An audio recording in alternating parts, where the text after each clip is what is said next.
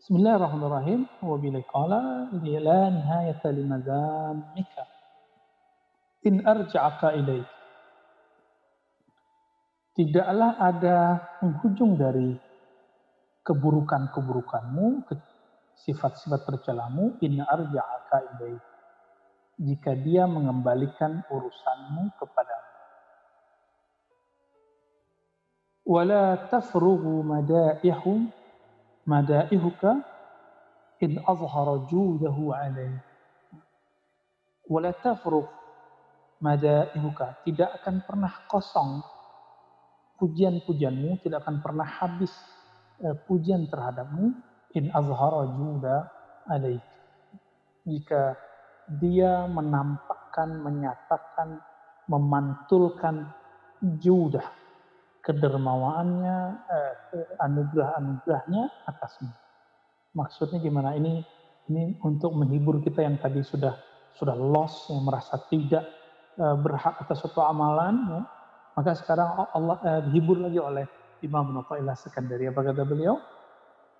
Jika kamu menganggap semua amalmu itu dari, maka la nihayata limadzammika, maka tidak ada akhir dari tidak ada habisnya aib-aib dirimu, tidak ada habisnya kesalahan-kesalahanmu. Ya. Jadi kalau yang alim itu kita, ada kurangnya terus. Kalau yang beramal itu kita, nggak ada khusyuknya terus. Ya. Tapi kalau kita pulangkan kepada Allah, ada kepasrahan. Ya Rob, Engkau perintahkan aku sholat, aku sholat. Engkau perintahkan aku zikir. Terima kasih ya Allah yang telah menggerakkan aku untuk bisa berzikir. Jika ini terjadi, ini baru salah satu ibarat, la tafruh madaihuka, maka pujianmu di sisi Allah tidak akan habis. Jika Allah memuji seorang hamba, maka Allah akan mengumumkannya ke Sayyidina Jibril.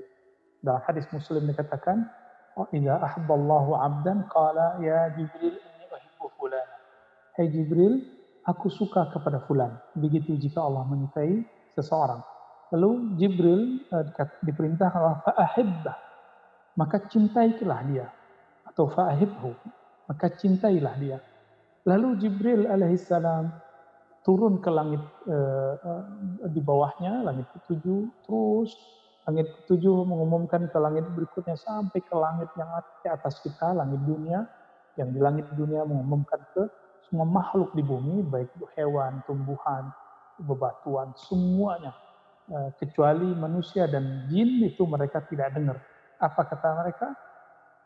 Ya ibadallah, hai hamba-hamba Allah, innallaha yuhibbu fulan. Allah mencintai si fulan, fa'ahibbuhu, maka cintailah dia.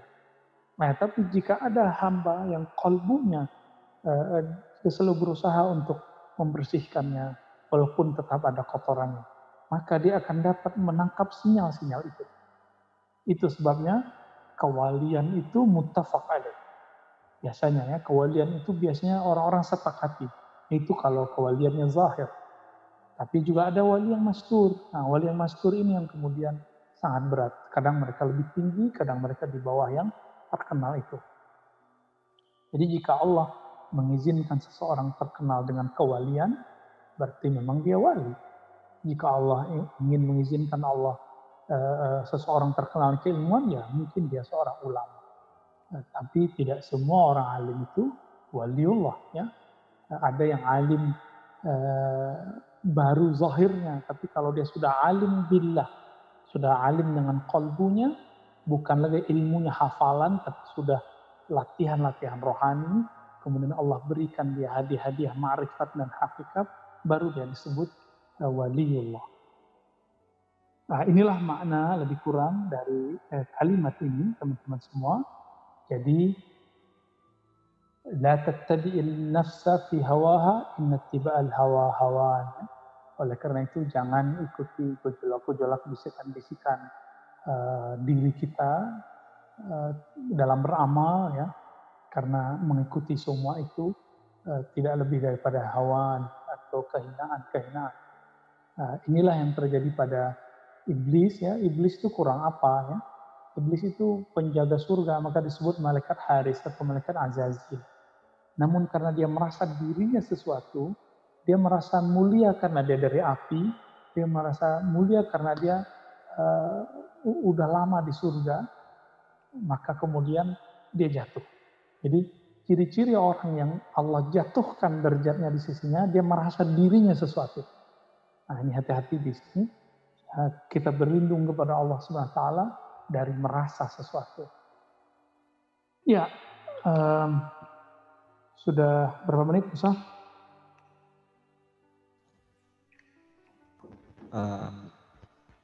Masih baru jam 6.15.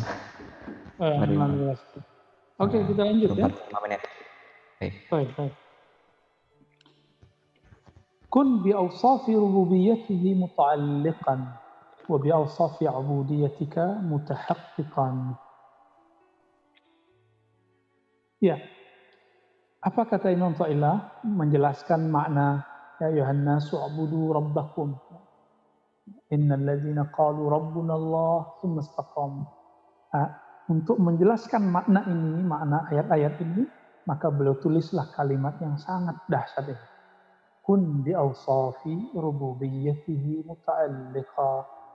Kun, hendaklah kamu menjadi orang yang bi awsafi rububiyyatihi, terhadap sifat-sifat rububiyahnya muta'alliqan. Kamu bergantung kepadanya. Sahabat-sahabat yang mengatakan Allah, saya pernah menjelaskan beda uluhiyah rububiyah antara Syekh Ibnu Taimiyah dengan ajaran ilmu qalbu atau tasawuf, tasfiyatun nufus adalah kalau rububiyah Ibnu Taimiyah mengatakan itu akidah musyrik dan munafik dan mukmin. Jadi aneh-anehnya bagi Ibnu Taimiyah orang musyrik itu bertauhid. Bahkan filosof-filosof yang tidak kenal Allah itu bertauhid, nama tauhidnya rububiyah. Sedangkan mukmin dia berubiyah plus uluhiyah. Dia sebenarnya ingin mengatakan orang-orang musyrik ini tahu menyembah Allah tapi menyembah selain Allah untuk bisa kepada Allah. Jadi menyekutukan. Lalu dia samakanlah menyembah berhala ini dengan tawasul. Inilah kekeliruan besar dari Syekh Ibnu Taimiyah dan ini yang kemudian mohon maaf ya, ini kesalahan ini diwarisi sampai saat ini sehingga kawan-kawan kita yang mengaku ikut Ibnu Taimiyah terjebak kepada menuduh sufi-sufi menyembah syekh-syekh sufi, menuduh murid-murid tarekat menyembah kubur ya, kuburiyun. Padahal itu tidak sama. Masa orang-orang bersyahadat disamakan dengan orang-orang yang menyembah berhala, Lat dan Uzza, itu berbeda. Ya, sangat berbeda. Bukti bahwa Ibnu Taimiyah itu keliru di zamannya, beliau kemudian karena fatwanya itu masuk penjara, keluar penjara, masuk penjara, keluar penjara. Dan 4 mazhab semuanya sepakat kesalahan itu. Kecuali murid-muridnya ya Ibnu Katsir, Ibnu Az-Zahabi, Ibnu Abdul Hadi. Itu cuma beberapa ya. Selebihnya kemudian memfatwakan bahwa Anda keliru. Termasuk Ibnu Athaillah Sakandari mengatakan ente keliru wahai Ibnu Taimiyah. Di waktu Ibnu Taimiyah di penjara di Mesir, waktu masih sangat muda ya, sangat muda sekali Ibnu Taimiyah, dan ditegur oleh Ibnu Athaillah. Itu sebabnya teman-teman, kalau pengikut Ibnu Taimiyah menulis biografi Ibnu Athaillah itu tidak bagus. Selalu nulisnya orang Ibnu Athaillah ini jahat sekali kepada Ibnu Taimiyah ya. Syadidul adawah misalnya gitu ya. Sangat keras dalam menentang atau bermusuhan dengan Ibnu Athaillah. Ya siapa yang ngajak musuhan? Justru Ibnu Taimiyah lah yang menyerang duluan. Seperti yang terjadi hari ini. Ya, terjadi hari ini apa? Sufi-sufi, orang-orang tarekat, orang-orang surau, pesantren itu nggak ada nyerang-nyerang Wahabi, nggak ada nyerang-nyerang Salafi, karena orang pesantren, orang surau, orang tarekat ini dianggap bid'ah, dianggap sesat, kita balas. Ketika kita balas, dianggaplah kita cari masalah. Ya begitulah mereka. Nah, saya tidak mau berpanjang karena masalah ini bikin panas kepala kemana-mana. Ilmu kalam itu memang bikin kepala panas ya. Dalam ilmu rohani, istilah rububiyah tidak akan bikin kepala panas, tapi malah justru bikin rohani kita lebih plong. Jika teori rububiyah dalam konsep akidah, ilmu kalam, itu bikin pikiran kita bergejolak, sedangkan dalam ilmu rohani bikin rohani kita lebih tenang, pikiran kita plong. Apa kata beliau? rububiyah, sifat-sifat rububiyah itu, jadikanlah ini tempat bergantungmu. Apa itu sifat rububiyah? Allah itu jika ingin berinteraksi dengan makhluk, maka hubungan interaksi ini disebut dengan ta'alluqur rububiyah. Hubungan rububiyah. Rububiyah dari kata Rabb, Rabbul Alamin, Rabbuna, Rabbana, Atina. Kata Rabb ini artinya yang maha mengurus hambanya, yang menciptakan hambanya, yang tidak pernah luput satu detik, bahkan setengah detik pun Allah tidak pernah lupa mengurus hambanya. Nah, dengan sifat-sifat kemahaannya itu dalam mengurus kita semua, maka bergantunglah.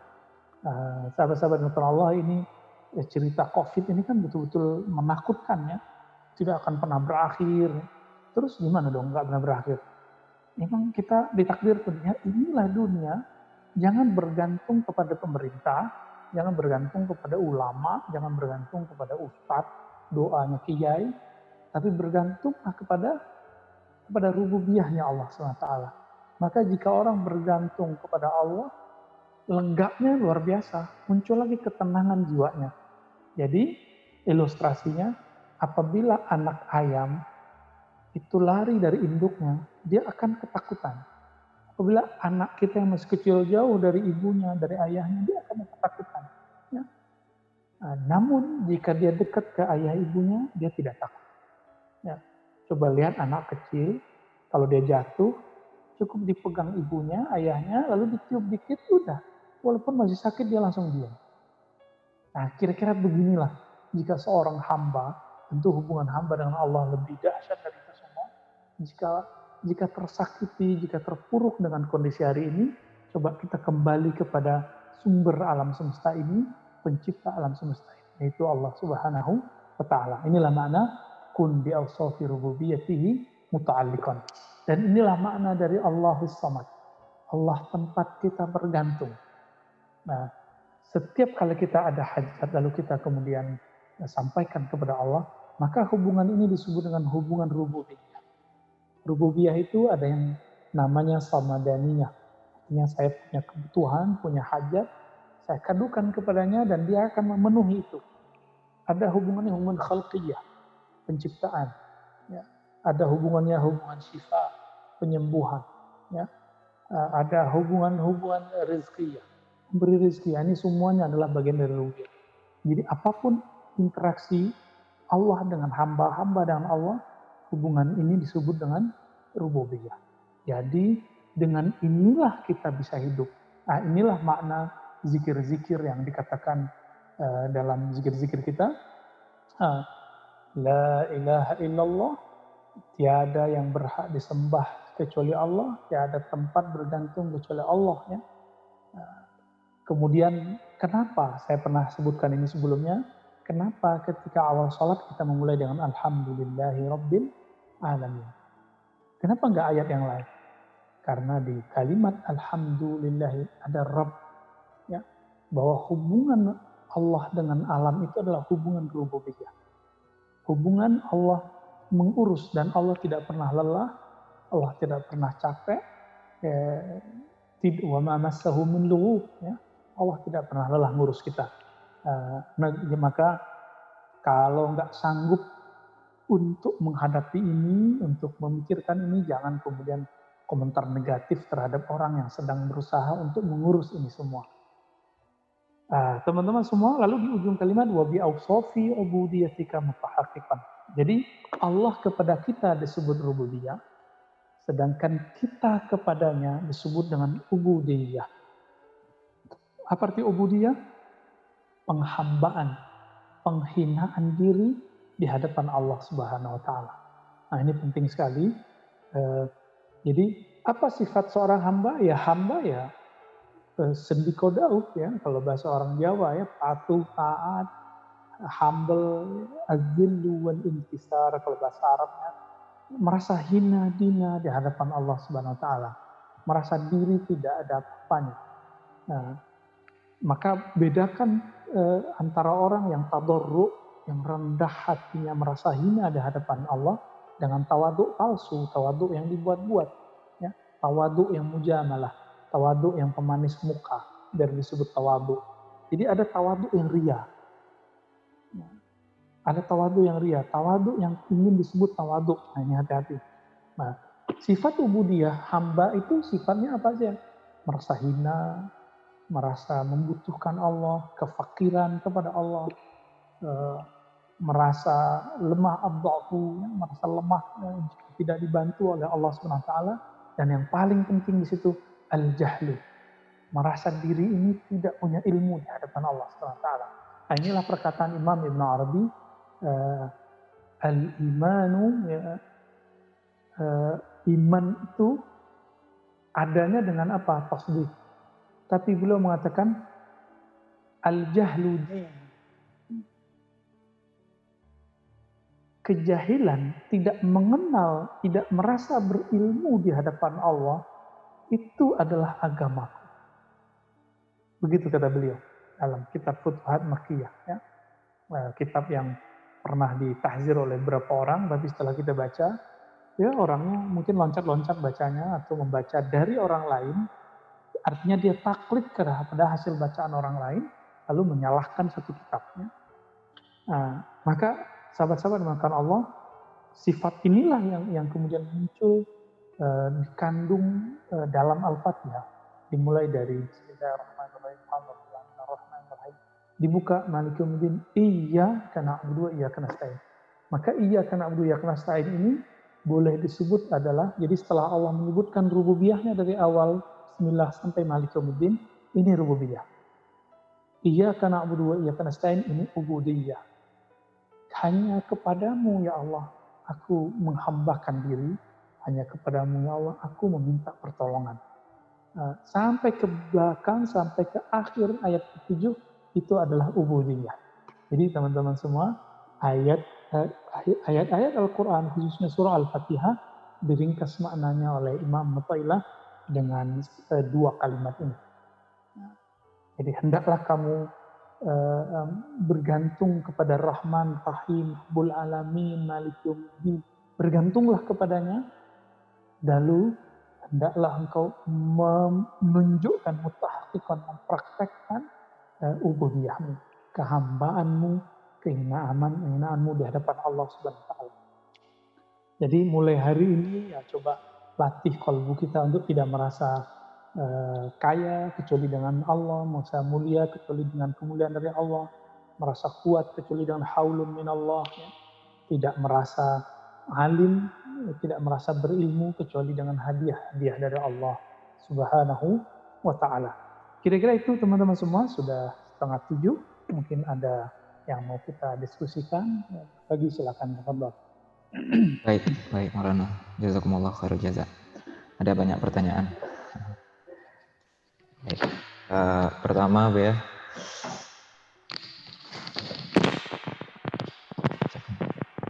Ya. Sebentar, Maulana. Ya. Pertama pertanyaan, mohon penjelasan Buya mengenai tasawuf dan akidahnya Ibnu Sina. Ya, Ibnu Sina. Ibnu Sina, dia basicnya adalah Syiah Ismailiyah. Syiah Ismailiyah ini kebatinan, jadi mereka sudah punya latihan-latihan kerohanian, tapi kemudian disesuaikan dengan ilmu kezuhudan atau riyadhah batiniyah falsafiyah. Maka tasawuf Ibnu Sina tidak sampai kepada tasawuf yang dimaksud oleh ulama-ulama ahli qalbu, tapi itu sudah sangat maju dibandingkan Al-Farabi atau Aristo. Jadi tradisi kerohaniannya filosof itu lengkap pada Ibnu Sina, karena Ibnu Sina ini punya basic politisi yang gagal tapi berhasil di dunia kedokteran. Jadi dia itu, kalau bahasa kawan saya, pecundang dalam politik. Jadi setiap kali nyalon itu kalah terus. Ya, kalau di Indonesia mirip salah satu pimpinan partai lah, ya. Setiap kali nyalon gagal terus. Bukan salah satu, malah banyak ketua partai begitu. Tapi dia sukses di bidang yang lain. sukses di bidang hukum, sukses di bidang militer, sukses di bidang yang lain. Ya, tafadhal.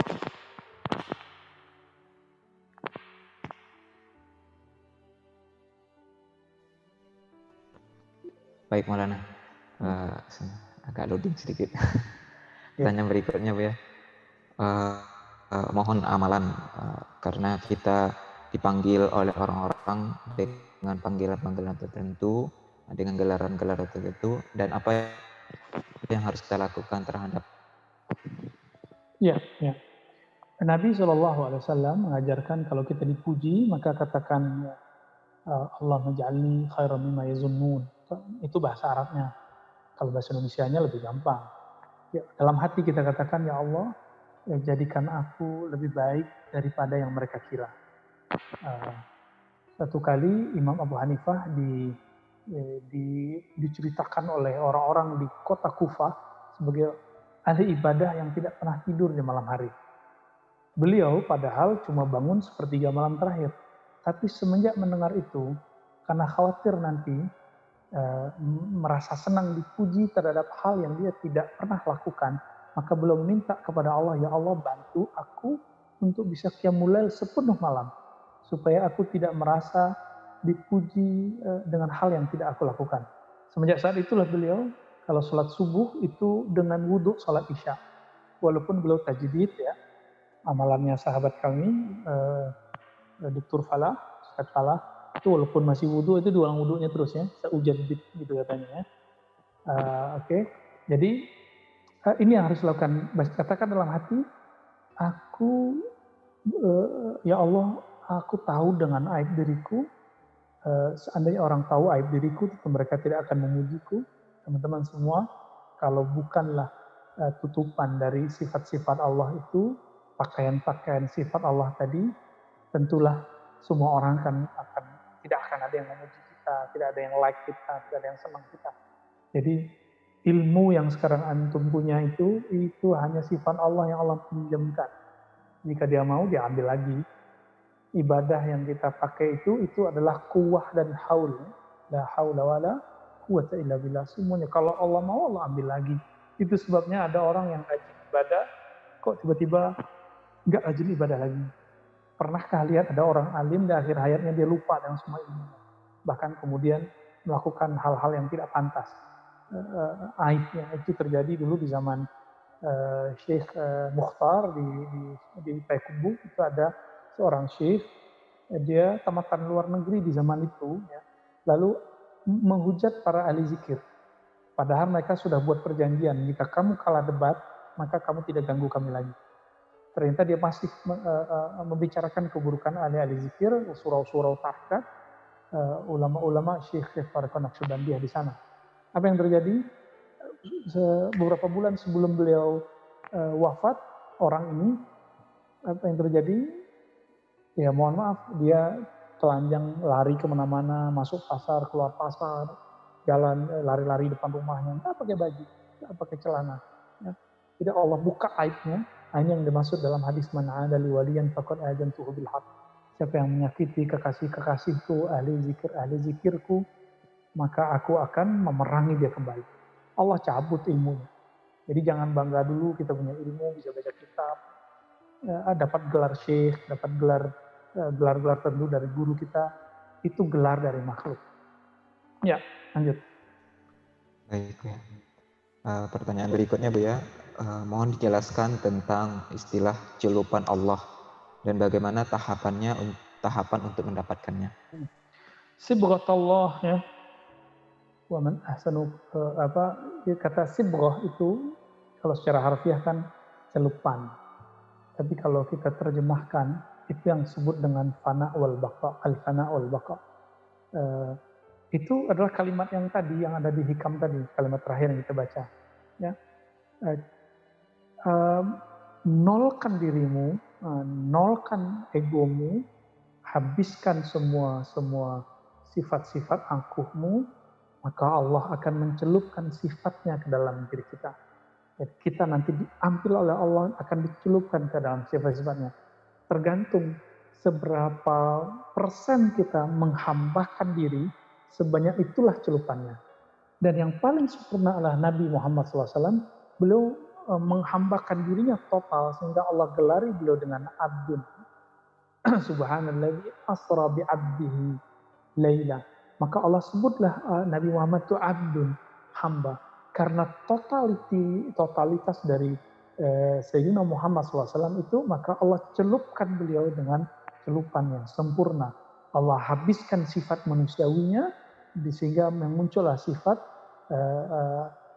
kehambaannya, kewaliannya, sifat Allah Subhanahu wa taala. Inilah yang disebut oleh Maulana Imam Abdul Karim Al-Jili, bahwa Nabi Muhammad itulah yang mampu memantulkan semua pancaran asma dan sifat-sifat Allah Subhanahu wa taala. Nah, wajar kemudian di Quran dikatakan wa innaka la'ala khuluqin azim.